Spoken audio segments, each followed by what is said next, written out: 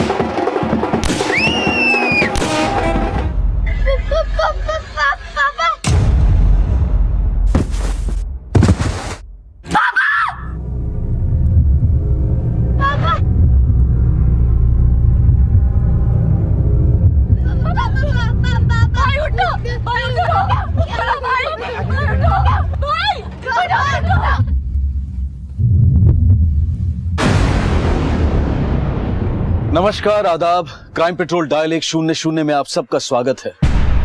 बारात में होने वाली हवाई फायरिंग से जुड़ा यह हादसा नया तो नहीं होगा।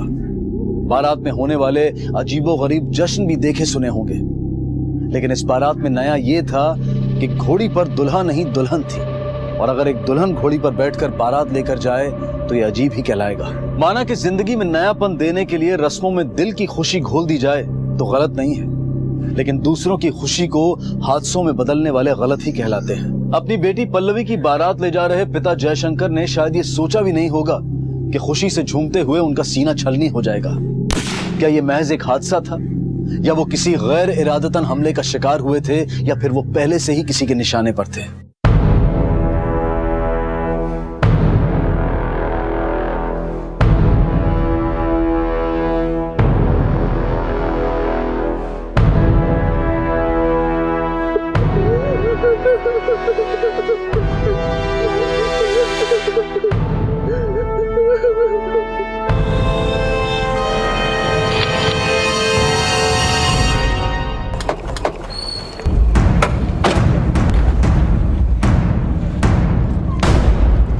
सर, मैरिज वेन्यू यहाँ से आधा किलोमीटर दूर है। बारात में फायरिंग भी हो रही थी।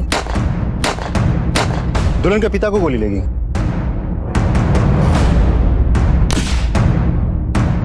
दुल्हन की बारात? यस सर, बारात लड़की वाले ले जा रहे थे। दुल्हन घोड़ी पे थी, लड़के वाले हॉस्पिटल पहुंचे। हो सकता है कि बारात में जो फायरिंग हो रही थी उसी की गोली उन्हें लगी, या फिर बारात की फायरिंग की आड़ में किसी ने अपना बदला लिया है।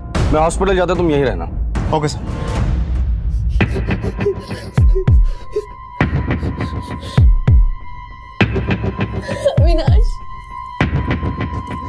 अविनाश, देखो ना पापा को क्या हो गया। उनको किसी ने गोली मार दी।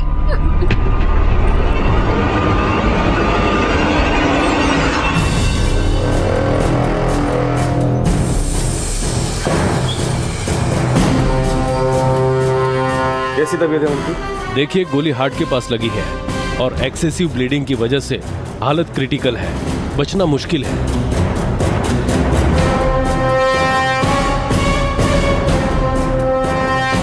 प्रसाद, जयशंकर पे जिसने गोली चलाई है वो दोबारा हमला कर सकता है। 24 घंटे आईसीयू के बाहर ही खड़े रहना।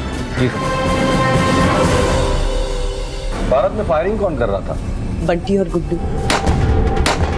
भाई साहब के खास मुलाजिम है। वो 10 साल से उनके साथ है। इन दोनों का आपके भाई साहब के साथ कभी झगड़ा, लड़ाई या कभी मनमुटाव हुआ? नहीं सर। इस वक्त कहाँ है वो? वेटिंग एरिया में है सर। गोली चलाने का बहुत शौक है ना तुम दोनों को? बोलो। सब गन का लाइसेंस है हमारे पास, खाली हवा में फायर किए थे। हमारी गोली नहीं लगी साहब। हमारी गोली भी नहीं लगी साहब। हम तो पल्लवी दीदी की शादी की खुशी में फायरिंग कर रहे थे। तुम दोनों की गोलियां नहीं लगी तो कोई तीसरा भी गोली चला रहा था क्या? सब फायर तो हम ही लोग किए, लेकिन सेठ जी को गोली हमने नहीं मारी साहब। तुमने नहीं मारी तो फिर किसने मारी? हम तो उन्हें सपने में भी मारने की नहीं सोच सकते साहब। पब्लिक प्लेस में फायरिंग करना कानूनन जुर्म है। इनकी राइफल जब्त करो और बैलिस्टिक जांच के लिए भेज दो, और जांच का रिपोर्ट जब तक नहीं आता तुम दोनों हमारे सस्पेक्ट हो। गाड़ी में बिठाए ना।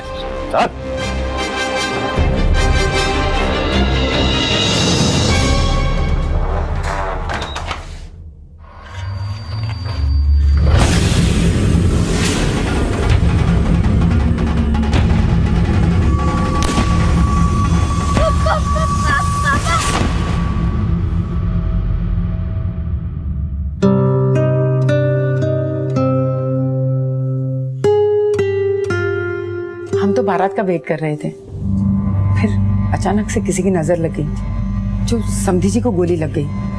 वैसे कायदे से तो बारात आप लोगों को लेकर जानी चाहिए, ये रस्म उल्टी करने की कोई खास वजह? सर, पल्लवी पहले से अतरंगी स्वभाव की है, वो हर काम अलग तरीके से करना पसंद करती है। इसीलिए जब अविनाश ने शादी के लिए हाँ कह दी तो पल्लवी ने जिद की, बारात मैं ही लेकर आऊंगी। पल्लवी और उसके फैमिली को आप कब से जानती हैं? मेरे पति और जयशंकर जी बचपन के दोस्त थे। मेरे पति के देहांत के बाद से ही अविनाश जयशंकर जी की फैक्ट्री में मैनेजर की पोस्ट पे काम करता था। पल्लवी को अविनाश पहले से ही पसंद था। वो पिछले 2 साल से भाई को प्रपोज कर रही थी, लेकिन भाई ही इंटरेस्ट नहीं दिखा रहे थे। तो फिर अचानक तैयार कैसे होगा तुम्हारा भाई? अब मम्मी को कैसे मना कर सकते हैं? जब मम्मी को पता चला कि पल्लवी भाई से शादी करना चाहती है तो बस भाई को हाँ बोलना ही पड़ा। सर, पल्लवी मुझे पसंद थी, लेकिन जयशंकर अंकल के यहाँ काम करके मैं श्योर नहीं था कि मैं पल्लवी को वो ऐशो आराम की जिंदगी दे पाऊंगा कि नहीं, इसलिए मैं ये शादी से भाग रहा था।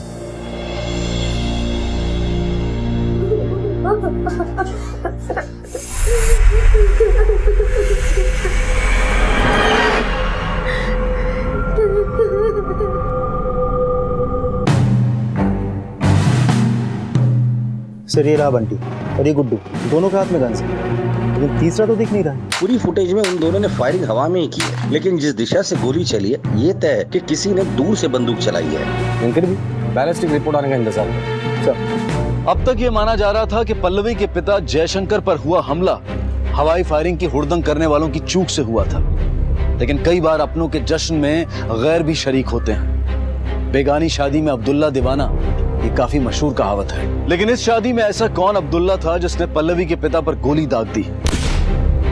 सामने आने वाले फैक्ट्स पुलिस इन्वेस्टिगेशन को यही इशारा दे रहे थे। सर, जयशंकर की डॉक्टर और बैलिस्टिक रिपोर्ट के मुताबिक जयशंकर पे गोली ऊंचाई से चलाई गई थी, मतलब बुलेट ऊपर से नीचे की तरफ ऐसे एंगुलर शेप में आके धसी, और जख्म की गहराई देख के लगता है कि गोली कम से कम 40 से 50 मीटर दूर से चलाई गई थी। एक बात तो क्लियर है, गोली बंटी या गुड्डू ने नहीं चलाई, बारात में तीसरा आदमी था जिसने जयशंकर पे गोली चलाई। राइट सर, क्योंकि गोली दूर से चली, बारात से नहीं।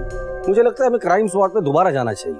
चलो चल। अरे बाबा, हाँ बोला तो मैं पहुंच रहा हूँ, अब तुम फोन रखोगे तभी तो मैं पहुंचूंगा। चलो बाय। किससे बात कर रहे हो? माँ, वो पल्लवी है, वो बहुत घबराई हुई थी इसलिए उसने फोन किया। हाँ, मगर तुम जा कहाँ रहे हो? माँ, वो फैक्ट्री जा रहा हूँ क्योंकि बहुत सारे ऑर्डर्स पेंडिंग पड़े हुए हैं। फैक्ट्री तो तुम जाओगे ही, लेकिन पल्लवी और उसके परिवार वालों को तुम्हारी जरूरत है।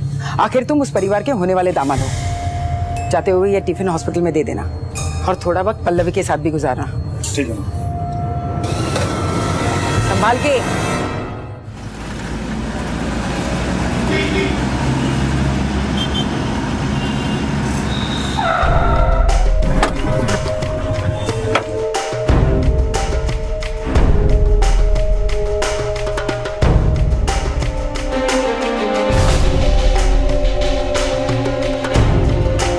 विनय, वहां खड़े रहना। वीडियो रिकॉर्डिंग के हिसाब से जयशंकर नाचते नाचते यहां था, इस पोजीशन में। गोली उसे 40 या 50 मीटर दूरी से मारी थी, और बैलिस्टिक रिपोर्ट के हिसाब से गोली एंगुलर शेप में, मतलब इस डायरेक्शन में आई थी और यहां लगी थी। तो हो सकता है कि गोली उसे शायद वहां से मारी हो।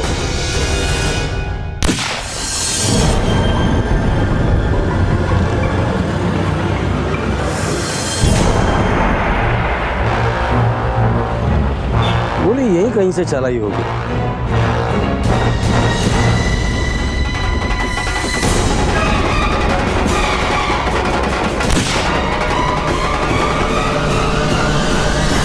सर, इतने डिस्टेंस से शूट तो कोई प्रोफेशनल शूटर ही कर सकता है। कहीं ऐसा तो नहीं कि जयशंकर को मारने के लिए किसी ने सुपारी दी थी? ये सुपारी ही दी गई है, अब सिर्फ ये पता करना है कि जयशंकर को मारना कौन चाहता था।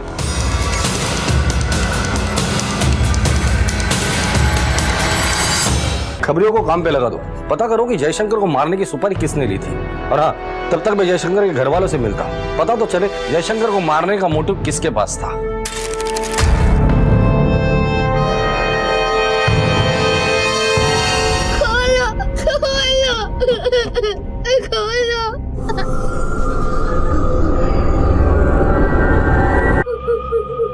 शेखर,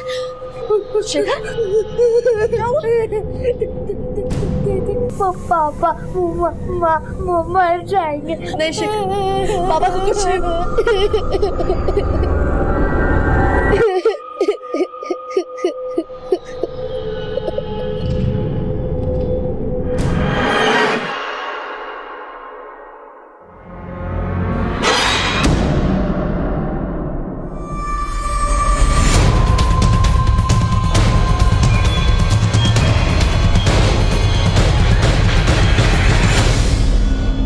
जयशंकर जी की किसी के साथ कोई दुश्मनी थी?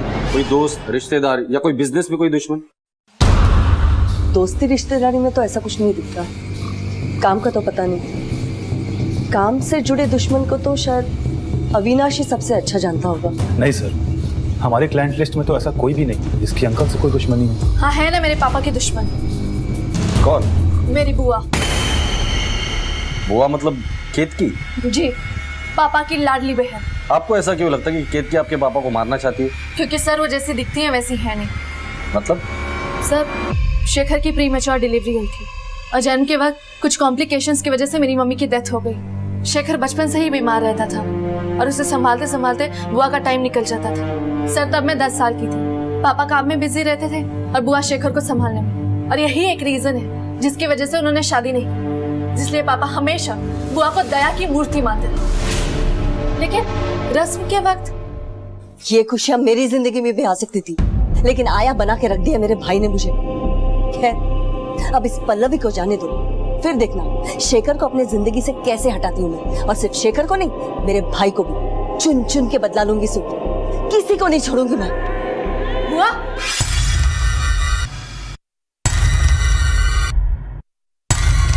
किससे बात कर रही थी आप? किसी से तो नहीं।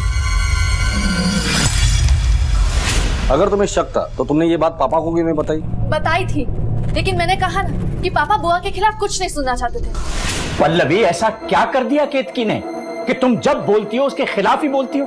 तुम्हें पता नहीं उसने अपनी सारी जिंदगी दे दी हमारे परिवार के लिए। मैं एक लफ्ज भी सुनना नहीं चाहता उसके खिलाफ। लेकिन पापा आप समझिए, मैंने खुद सुना है उन्हें ये कहते हुए कि वो आपको और शेखर को अपनी जिंदगी से निकाल देंगी। मैं जानता हूँ तू ये सब क्यों कह रही है। ये घर मैंने जब से उसके नाम पर ट्रांसफर किया है ना, तू सही नहीं पा रही। हाँ पापा, बुरा लगा ये देख के कि ये घर जो आपने मम्मी के नाम गिफ्ट किया था वो बुआ के नाम कर दिया। लेकिन पापा इस बात का उससे कोई मतलब नहीं है। यही समझाना चाह रहा हूँ तुझे, इस बात का उससे कोई लेना देना नहीं है।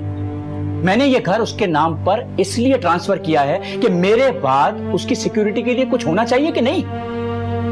बेटा, शेखर का ध्यान उसे जिंदगी भर रखना है। लेकिन पापा, बस, और कुछ नहीं सुनना है मुझे। सब पापा को लगता था कि बुआ शेखर का ख्याल रख रही है, लेकिन एक मिनट सर, शेखर यहाँ आओ।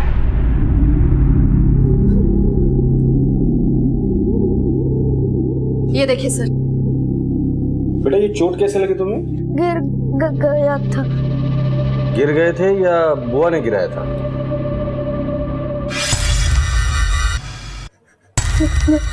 नहीं। सच बोल शेखर। सच बोल रहा हूँ। चलो। पल्लवी की बातों का मैं बुरा नहीं मानती सर। बिन माँ की बच्ची है वो। भाभी के डेथ के बाद शेखर की वजह से मैं कभी उसे टाइम ही नहीं दे पाई।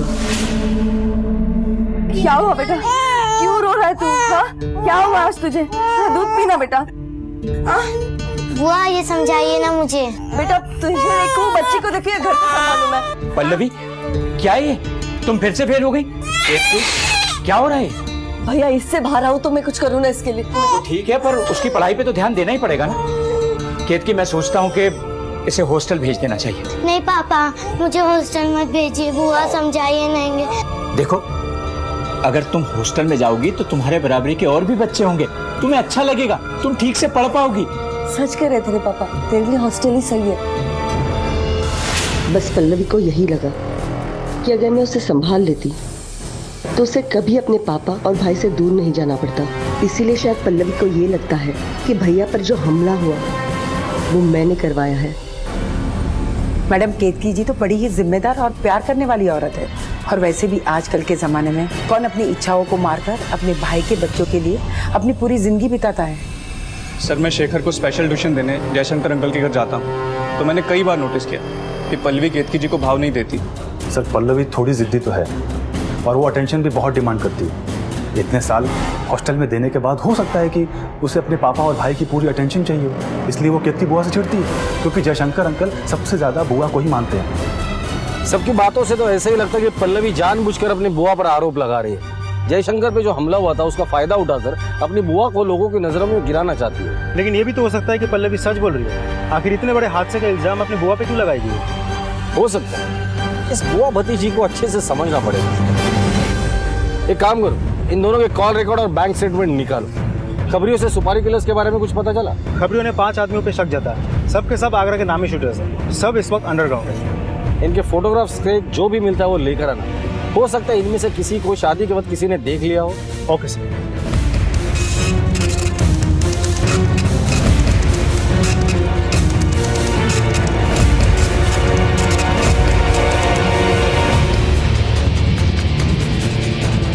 इस बात का भी अंदाजा लगाया जा रहा था कि जयशंकर पर हुआ हमला कहीं कॉन्ट्रैक्ट किलिंग से तो नहीं जुड़ा हुआ है, इसलिए हत्या करने वाले के साथ साथ हत्या की साजिश रचने वाले के भी सुराग ढूंढे जा रहे थे। आप में से किसी ने इन्हें देखा है?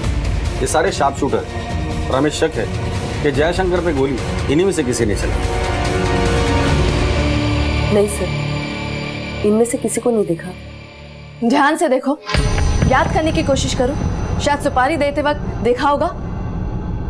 कब तक अपना सच छुपाओगे तुम? नहीं सर, हम में से किसी ने नहीं देखा इसे। पल्लवी का बयान बार बार केतकी की तरफ उंगली उठा रहा था, लेकिन केतकी के पास अपने भाई को मारने का कोई मोटिव था या फिर पल्लवी की अपनी कोई गलतफहमी थी। लेकिन इस थ्योरी में सवाल ये भी खड़े हो रहे थे कि क्या पल्लवी के पास अपने पिता को मरवाने का कोई मोटिव था?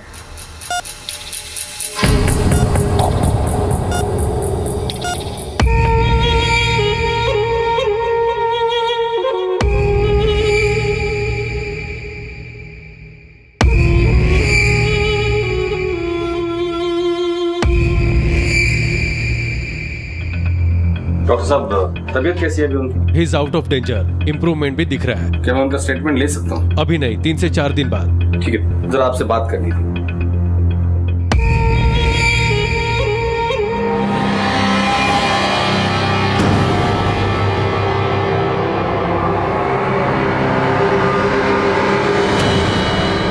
बैंक डकैती केस में जिनको पकड़ा है उनके स्टेटमेंट लेके उनको कोर्ट में हाजिर करो। सर,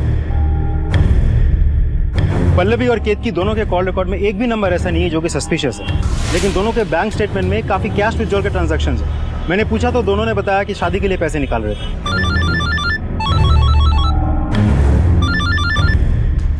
हेलो,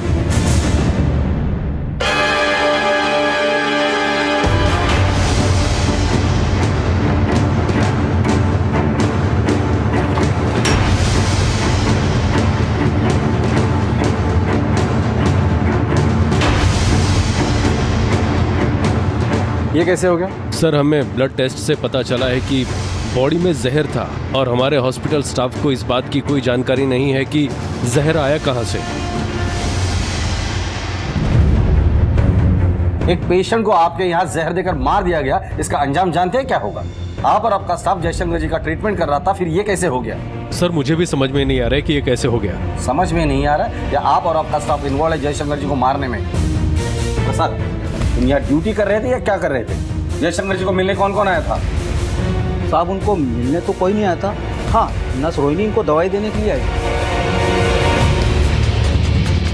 हो गया ना बदला पूरा? मार दिया ना पापा को? क्या बोल रही है तू? वक्त की नजाकत का तो समझ। मैं क्यों मारूंगी उसे? वो मेरा भाई था। तुम उन्हें दुश्मन मानती थी। पल्लवी, बहुत बुरा किया तुम। पुलिस के पास लेके जाऊंगी। पल्लवी, छोड़ूंगी नहीं मैं तुमने मार दिया पापा को। मार दिया। नहीं मारा। पल्लवी, कंट्रोल।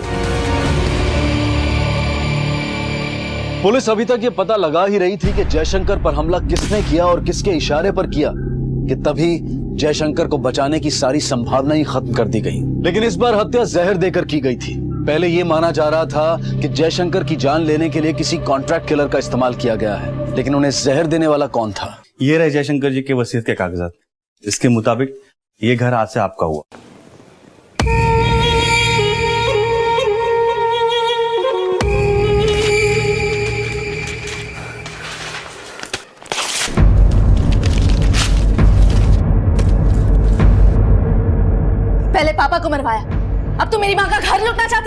तुझे पापा ने 25% का हिस्सेदार क्या बना दिया? तू सब कुछ ले लेगी, लेकिन मैं देखती हूँ कि तू अपना हक कैसे जमाएगी। तुझे छोड़ूंगी नहीं मैं।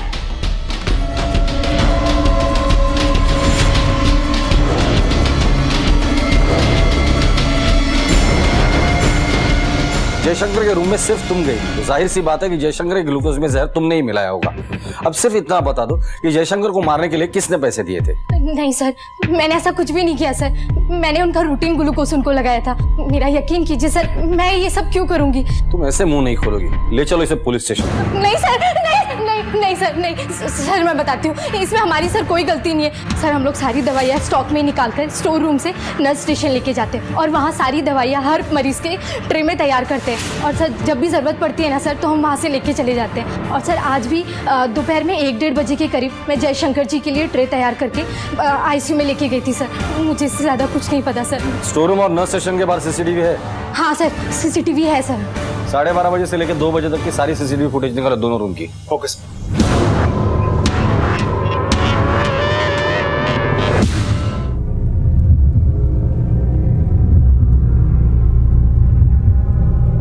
खाना, अरे खा।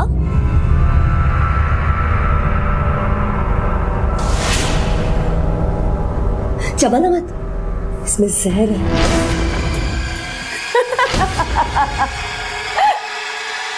अगर तूने अपना मुंह बंद नहीं रखा ना, तो अगली बार तेरे खाने में बिना बताए जहर मिला दूंगी और तेरे साथ साथ तेरे दीदी और तेरे बाप के खाने में भी जहर मिला दूंगी। बोल, बताएगा किसी को कि तूने क्या देखा है? नहीं।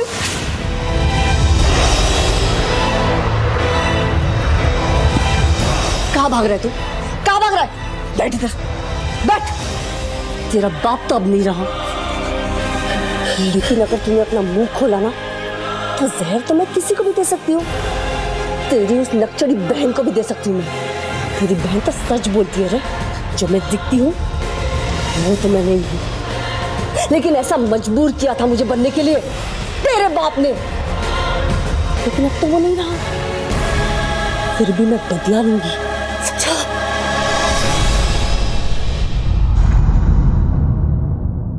ये देखिए सर, इस लड़की ने जयशंकर की ट्रे में रखी ग्लूकोज में इंजेक्शन से कुछ मिला है, लेकिन पोजीशन की वजह से चेहरा ठीक से नहीं दिख रहा सर। जूम करो इसे। हॉस्पिटल के बाकी CCTV फुटेज देखते हैं, किसी न किसी कैमरा में उसे जरूर कैप्चर किया होगा।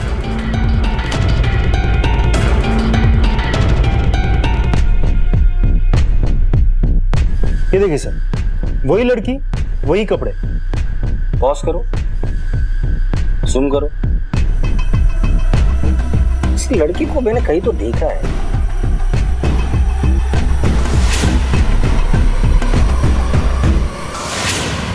यस, इस लड़की को मैंने बारात वाली वीडियो में देखा था।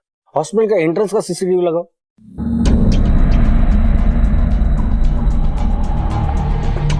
ये बात किससे कर रही है? जूम करो। सर ये तो अविनाश है। अगर इस लड़की ने जयशंकर की दवाइयों में जहर मिलाया है और ये अविनाश से बात कर रही है, इसका मतलब अविनाश और ये लड़की मिले हुए हैं। पुलिस के सामने तहकीकात के 3 पहलू थे। वो कौन था जिसने जयशंकर पर हमले का मास्टर प्लान तैयार किया था, और इस हमले के पीछे उसका मकसद क्या था, और वो गायब हुई लड़की कौन थी जिसने जयशंकर को जहर दिया था। The number you have dialed is currently unavailable. Please try again later.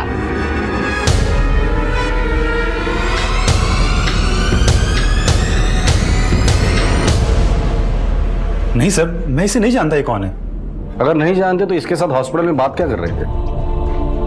Sir ये तो मुझसे किसी वार्ड नंबर के बारे में पूछ रही थी। इस लड़की को बारात के वीडियो में भी देखा गया है। इसी लड़की ने जयशंकर को हॉस्पिटल में जहर भी दिया है और यही लड़की तुम्हारे साथ हॉस्पिटल में बातें कर रही थी। क्या ये इत्तेफाक है? सर मुझे क्या पता कि ये लड़की बारात में क्या कर रही थी। सर मैं थोड़ी ना बारात लेके गया था, हो सकता है ये पल्लवी की तरफ से हो। सच बोल रहे थे? सर मैं सच ही कह रहा हूँ। इसे जानते हैं आप लोग? कभी देखा है? नहीं सर, इस लड़की को हमने कभी नहीं देखा है। नहीं सर। इस लड़की का और अविनाश का कोई ना कोई कनेक्शन तो जरूर है। मुझे शक है कि इसी लड़की ने बारात में जयशंकर पे गोली चलाई हो या किसी सुपारी किलर से गोली चलवाई है। क्या चाल चली है? विनय, इस अविनाश पे 24 घंटे नजर रखना। ये कहा जाता है किससे मिलता है, सारी डिटेल्स मुझे चाहिए। Okay sir.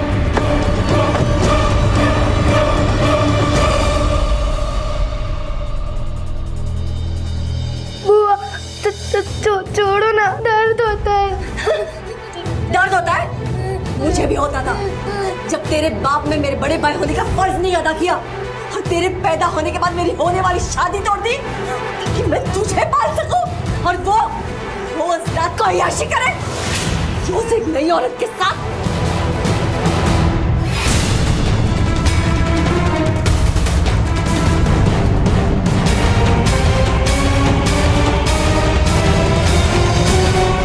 ये तेल दिख रहा है तुझे?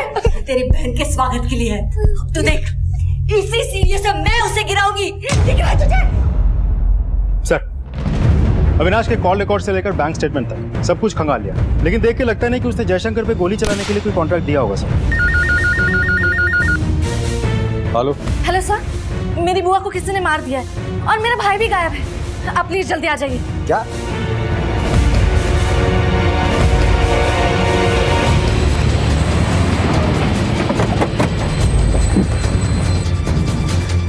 आइए सर। सर मेरा भाई शेखर गायब है, ऊपर से बुआ की हालत देखिए क्या हो गया।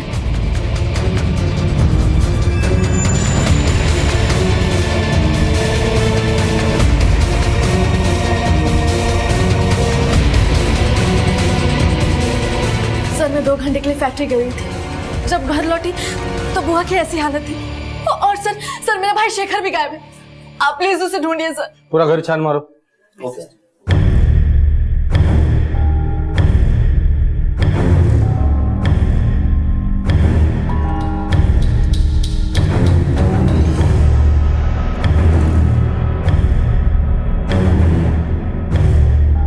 सर ये तो तेल की बोतल है।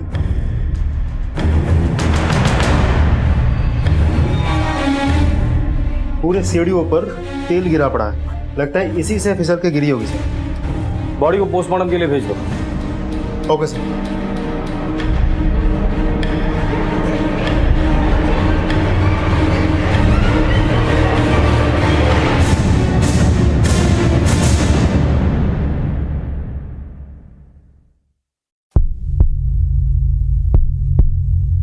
शेखर क्या हुआ था?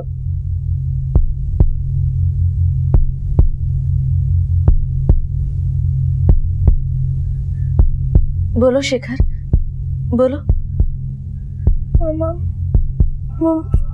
मैंने बुआ को मारा क्योंकि वो दीदी को मारने वाली थी। तू देख, इसी सीढ़ी से मैं उसे गिराऊंगी।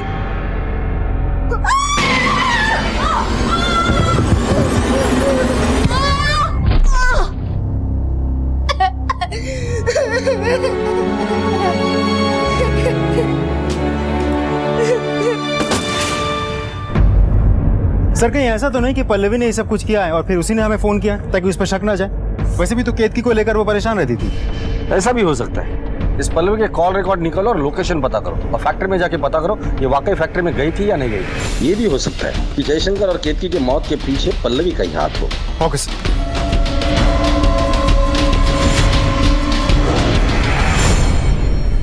अविनाश के साथ देखी गई संदिग्ध औरत से क्या अविनाश वाकई अनजान था या फिर वो खुद भी इस साजिश का हिस्सा था, ये पता लगाने के लिए अविनाश पर भी नजर रखी जा रही थी और साथ ही ये भी पता लगाया जा रहा था कि वो शूटर कौन था जिसे जयशंकर पर गोली दागने का कॉन्ट्रैक्ट मिला था। Rakabganj police station, sub inspector Vinay Mishra. हाँ सर, मैं अब्दुल बोल रहा हूँ। बोल अब्दुल। सर एक सुपारी किलर है गोपाल, हरदोई के आसपास छुपा हुआ है। सर आकर दबोच लीजिए, नहीं तो पंछी उड़ जाएगा। ठीक है।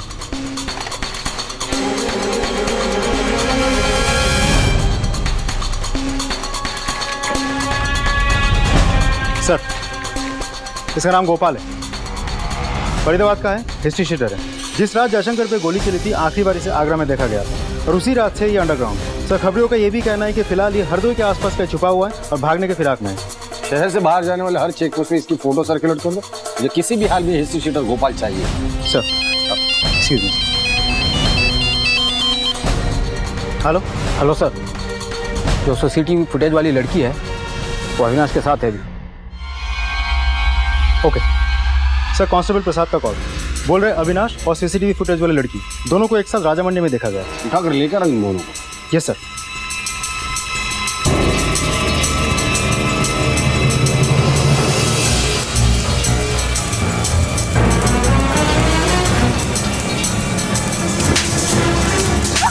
नहीं जानता इस लड़की को?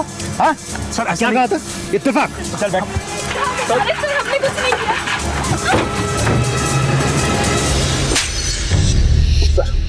सीधे से मुंह खोलेगा या खातिरदारी कराऊं तेरी? सर मैं सच कह रहा हूँ, मैंने कोई खून नहीं किया है सर।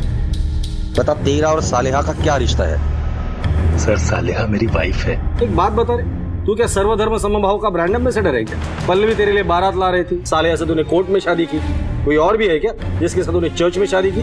नहीं सर, मैंने सिर्फ सालेहा से ही शादी की थी, क्योंकि मैं और सालेहा कॉलेज के टाइम से एक दूसरे को बहुत पसंद करते थे। लेकिन मेरी माँ हमारे इस रिश्ते को कभी एक्सेप्ट नहीं करती, क्योंकि सालेहा सर एक मुस्लिम लड़की है। इसलिए मैं और सालेहा ने जाकर के कोर्ट मैरिज कर लिया सर। इस उम्मीद पर कि सही वक्त देखकर अविनाश हमारे बारे में अपनी मम्मी को सब कुछ बता देगा।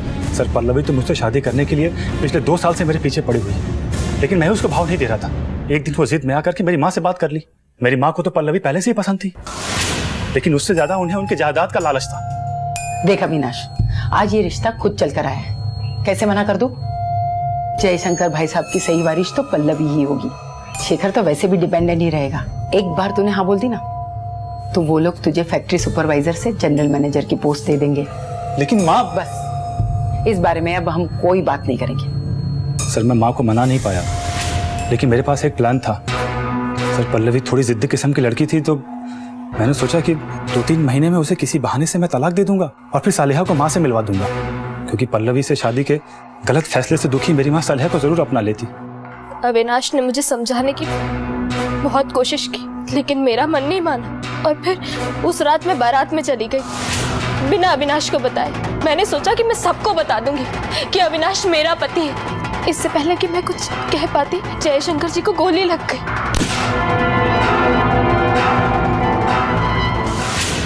ये गोली तूने ही कॉन्ट्रैक्ट किलर से चलवाई थी, क्योंकि तुम्हें डर था कि अगर पल्लवी ने तलाक नहीं दिया तो क्या होगा, इसलिए जयशंकर पर तूने कॉन्ट्रैक्ट किलर से गोली चलवाई। नहीं सर, ये गलत है, मैंने किसी भी गोली नहीं चलवाई है। अच्छा, तो तेरी बीवी पल्लवी के बारात में क्या कर रही थी?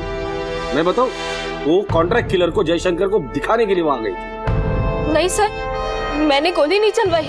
लेकिन जयशंकर के दवाई में जहर तुमने मिलाया था, फुटेज है हमारे पास। हाँ, मैंने मारा है जयशंकर को, क्योंकि मैं अपने शौहर की दूसरी शादी होते नहीं देख सकती थी। जयशंकर जी के हॉस्पिटल में एडमिट होने के बाद मैं रोज छुप छुप कर पल्लवी और अविनाश पर नजर रखती थी। मुझे यकीन हो गया था कि अविनाश मुझे धोखा देगा। मैंने सोचा कि अगर जयशंकर जी मर जाएं, तो अविनाश तो अपने आप ही पल्लवी को छोड़ देगा। तब मैंने जयशंकर को मारने का सोचा, ताकि पल्लवी अपने बाप के मौत के गम में ऐसा डूब जाए कि अपनी शादी को ही भूल जाए। मुझे ये बात उस दिन पता चली जब सालेहा मुझे हॉस्पिटल के गेट के बाहर मिली थी। सर मैं बहुत डर गया था, लेकिन मैं सालेहा को बहुत प्यार करता हूँ सर, इसलिए मैं चुपचाप बैठा हुआ था। ये केस यहीं पर खत्म नहीं होता। अब भी इस राज से पर्दा उठना बाकी है कि बुआ को किसने मारा और जयशंकर पर गोली किसने चलाई। जिस तरह अविनाश को पता नहीं था कि सालेहा ने जयशंकर को जहर दिया है, तो हो सकता है उसी तरह साले को पता नहीं होगा कि अविनाश ने गोली चलवाई। और ये अविनाश जानबूझकर हमसे झूठ बोल रहा है। अविनाश और गोपाल का कोई ना कोई कनेक्शन जरूर है। अविनाश के बैंक स्टेटमेंट निकालो और जल्द से जल्द इस गोपाल को ढूंढने की कोशिश करो। Okay sir.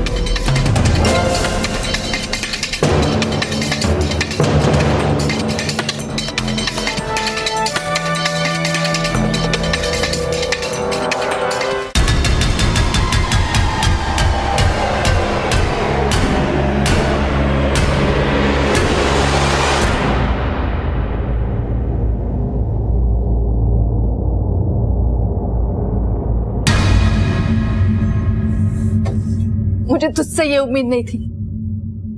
आज तेरी वजह से मेरे पापा नहीं रहे। तूने मुझे इतना बड़ा धोखा दिया। ऑलरेडी शादीशुदा है तो हिम्मत करता, बता देता मुझे।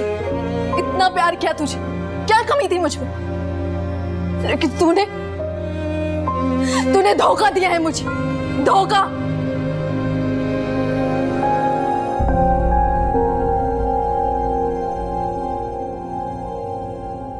पल्लवी का मोबाइल लोकेशन केतकी के मर्डर के वक्त पल्लवी की फैक्ट्री का ही था। पल्लवी के फैक्ट्री के स्टाफ ने इस बात की पुष्टि की है कि उस वक्त वो अपने फैक्ट्री में ही थी। पोस्टमार्टम रिपोर्ट के हिसाब से केतकी की मौत शाम के 4 से 5 बजे के बीच हुई थी। और हैरानी वाली बात यह है कि सीढ़ियों से गिर के सर पे चोट लगने की वजह से मौत नहीं हुई थी सर, मौत हुई थी सफोकेशन की वजह से। इसका मतलब उसे गला घोट कर मारा गया? यस सर, किसी चीज से दबा के सांस रोक के उसे मारा गया। और ये काम शेखर का नहीं हो सकता। शेखर केतकी को सीढ़ियों से धक्का जरूर दे सकता है, लेकिन गला घोट कर मारे इतनी ताकत उसमें नहीं है। सर उससे भी ज्यादा चौंका देने वाली बात तो ये है कि केतकी 3 महीने से प्रेग्नेंट थी।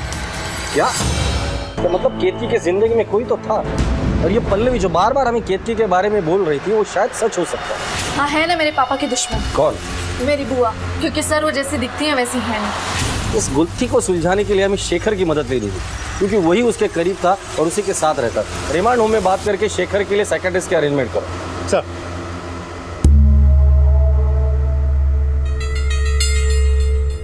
शेखर, बिना डरे हुए साफ साफ बताओ, आपको क्या पता है?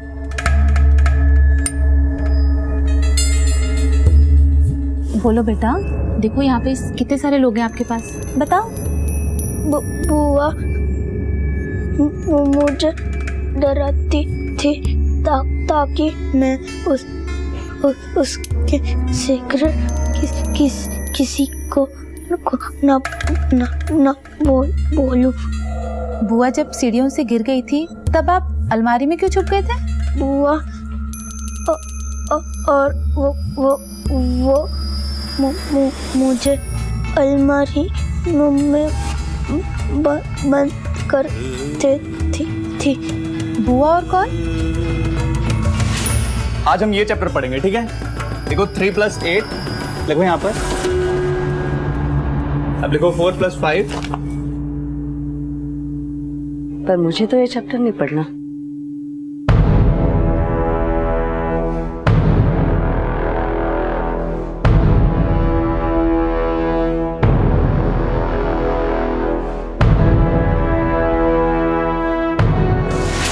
Doctor, thank you very much. चलो आओ। विनय सर उठाकर लेकर इस देव को। Okay sir. Sir sir sir sir sir sir कुछ नहीं किया सर।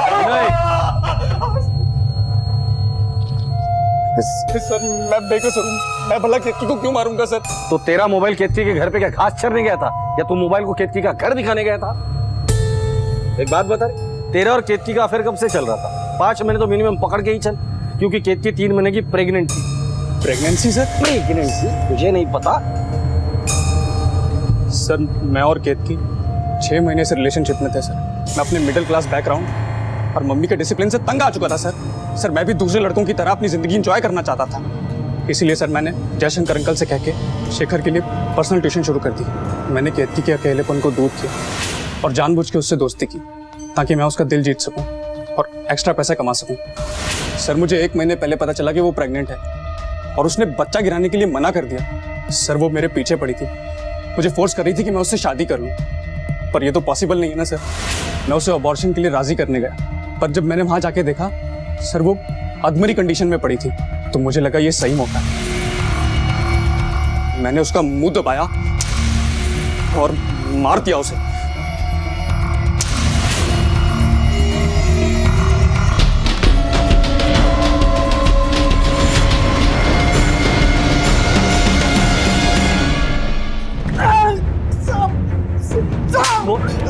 बोल किसने दी सुपारी? साहब एक औरत ने दी थी सुपारी, लेकिन मैं उसका नाम नहीं जानता साहब। किसने दी थी सुपारी? नहीं साहब, ये तो वो औरत है जिसको मारना था। क्या? इसको मारने की सुपारी मिली थी? हाँ साहब, उस रात गोली तो मैंने इसी पे चलाया था, लेकिन मेरा निशाना चूक गया और उस आदमी को लग गई, इसलिए मैं आगरा छोड़ के भाग गया था साहब। नाम बताओ उस औरत का। वो तो नहीं पता साहब। इन दोनों में से कोई थी? ये थी साहब।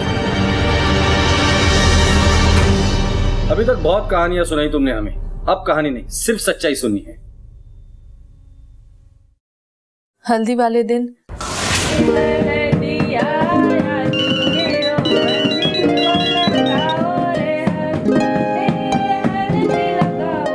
तुझे पता है ना आज मेरी हल्दी है और तू अब तक नहीं है, क्यों? हाँ अच्छा सुन, मैं तुझसे बाद में बात करती हूँ। शेखर क्या हुआ? शेखर तू रो क्यों रहा है? प्लीज मत जाओ, बुआ मुझे मारेगी। लेकिन क्यों?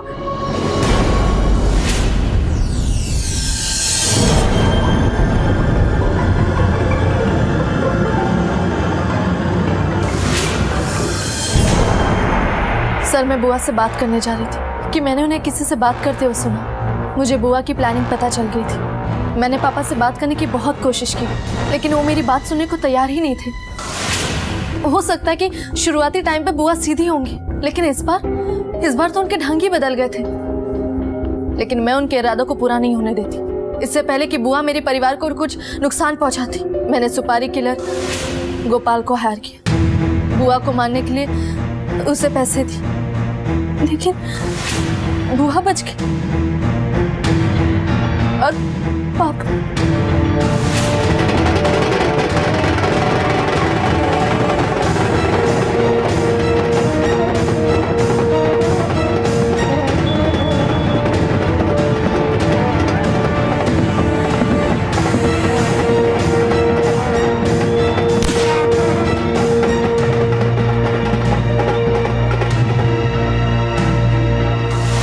बुरा सोचोगे तो बुरा ही होगा पल्लवी। इंसान बुरा नहीं होता, उसकी सोच बुरी होती है। अगर तुम्हारी सोच अच्छी होती ना तो आज तुम्हारे पापा और बुआ दोनों जिंदा होते।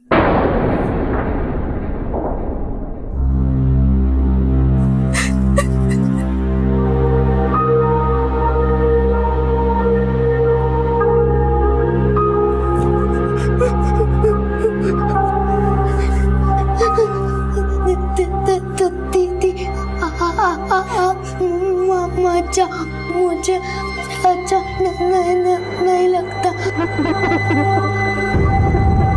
हम हमेशा उम्मीद करते हैं कि हमारे बच्चे अपनी हर बात हमसे शेयर करें, लेकिन जब उनकी बातों को नजरअंदाज किया जाता है तो वो अक्सर ऐसे कदम उठा बैठते हैं जैसा कि पल्लवी ने उठाया। माना कि पल्लवी और शेखर हमेशा माँ के प्यार से वंचित रहे, लेकिन जयशंकर ना अच्छे पिता बन पाए बल्कि अपनी बहन केतकी की हताशा की वजह भी बने, जिसने केतकी को उसके बच्चों को यातना देने के लिए उकसाया।